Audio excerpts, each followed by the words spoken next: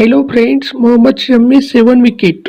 India team के तेज गोलंदाज मोहम्मद शमी ने न्यूजीलैंड के साथ 50 विकेट लेने वाले गेंदबाज मोहम्मद शमी बने। यह सामना बुधवार को मुंबई के फेमस वानखेड़े स्टेडियम में हुआ।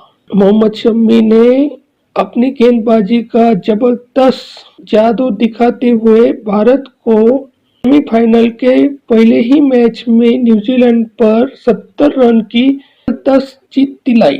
इसने मेजबान टीम के अजेय रिकॉर्ड को ऑस्ट्रेलिया दक्षिण अफ्रीका के खिलाफ फाइनल से 10 तक बढ़ा दिया, जो गुरुवार को कोलकाता के ईडन गार्डन में खेलेंगे।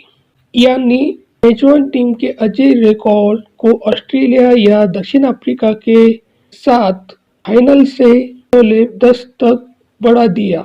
गुरुवार को कोलकाता के ईडन गार्डन में खेलेंगे। मोहम्मद शमी ने वर्ल्ड कप में भारत की ओर से अब तक का सर्वश्रेष्ठ गेंदबाजी का जबरदस्त परफॉर्म किया।